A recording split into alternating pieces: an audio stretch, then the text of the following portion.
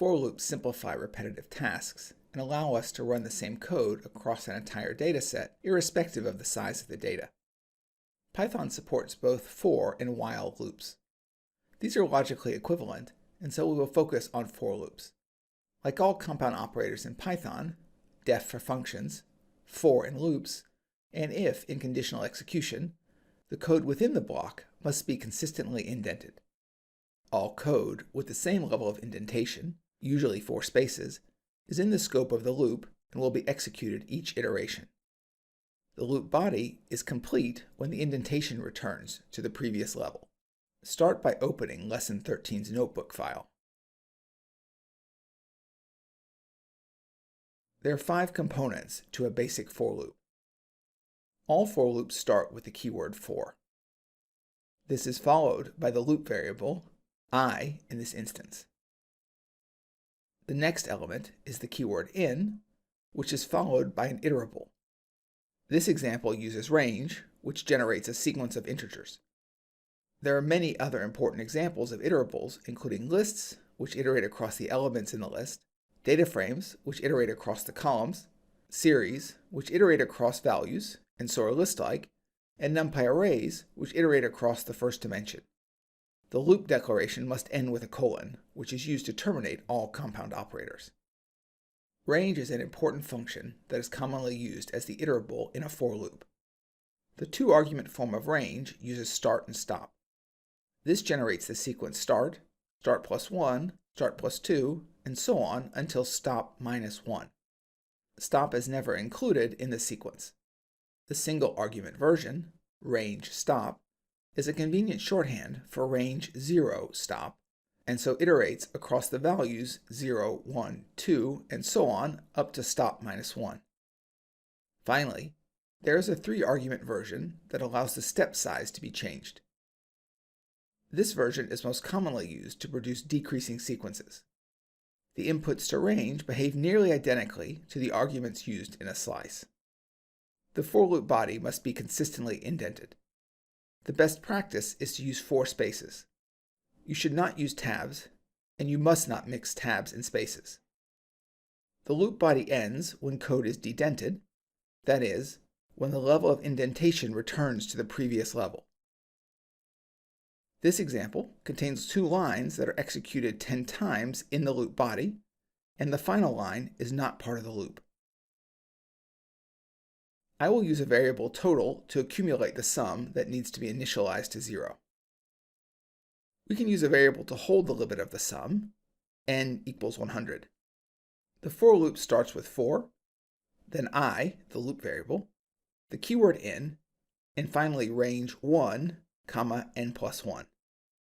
We want to sum 1, 2, and so on, and so we start from 1. We need to include n, and since range does not include its stop value, and so we need to use n plus 1 as stop.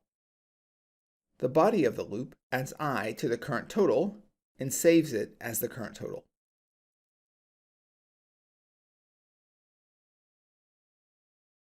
Finally, we can print the total. Note that the print is outdented to tell Python that the loop is finished. We can verify that the total computed by the for loop is correct using an analytical expression for the sum of the first n natural numbers, n times n plus 1 over 2. This is also 50-50. The next problem asks us to compute the cumulative return after 1 to 10 years of holding an investment that pays an interest rate of R. Start by importing NumPy. We use np.ones to hold the cumulative returns so that we can use multiplication. We need to set a rate of return. I have chosen 8%.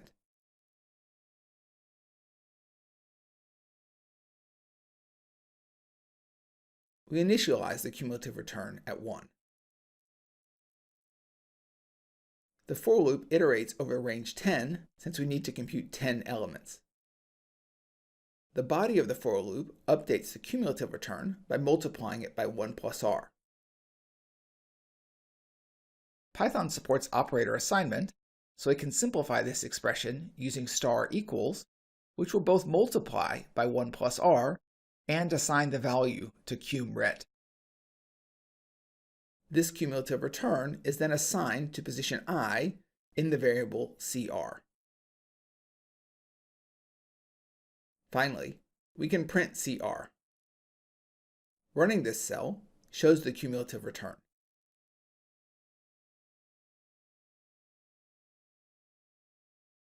The next problem looks at the simulation of a random walk. Start by creating some normal random variables using np.random.standardNormal.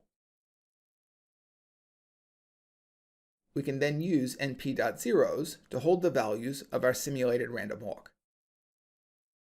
We initialize the random walk using the first shock, a 0. The for loop then iterates over 1 to 100 since we cannot use 0 because there is no -1 observation.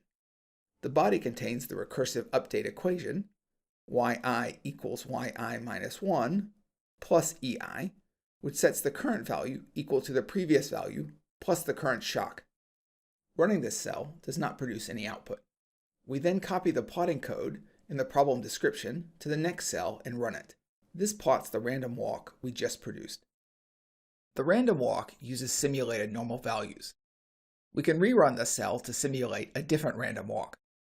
To see that the random walk is different, we can run the cell containing the plotting code, which produces a different visualization. Nested loops are created whenever a loop body contains another loop. The same rules are used to determine the scope of the loop, and all code with the same level of indentation is treated as a block. These nested loops iterate over 2 ranges.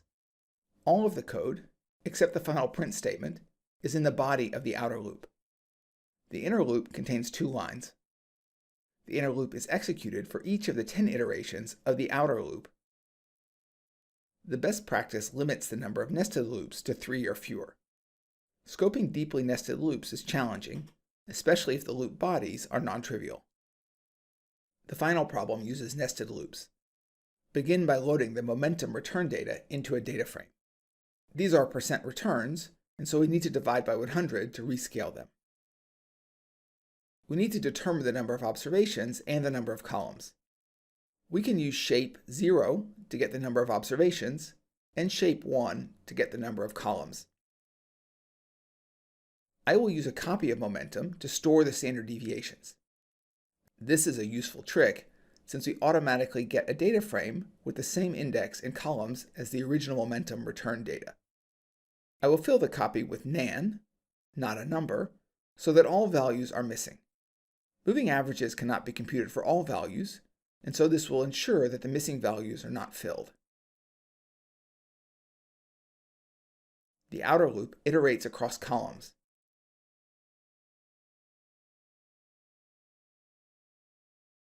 The inner loop then iterates from 22 to the number of observations.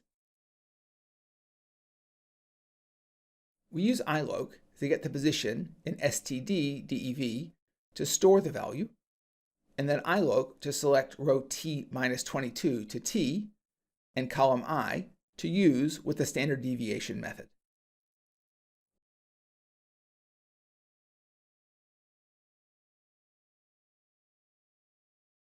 We can run this cell to compute the moving standard deviations.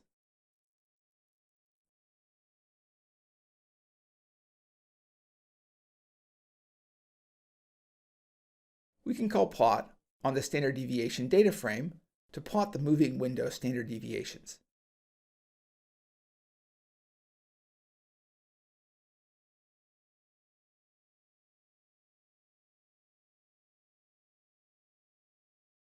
While I used this example to demonstrate nested loops, Pandas contains a sophisticated interface for computing rolling statistics. We can compute the rolling standard deviation using momentum.rolling22, which tells Pandas to use a 22-period window, and then the standard deviation method is called on the rolling object. Plotting produces an identical visualization.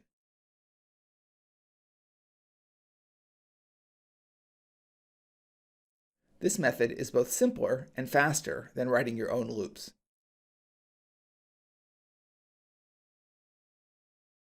This lesson has introduced for loops. This compound statement begins with the keyword for, followed by a variable, the keyword in, an iterable, such as range, a list, or a data frame, and then a colon. Loops are whitespace sensitive, and so it is essential to use consistent indentation. Nested loops are created when the body of one loop contains another for statement, which is then further indented.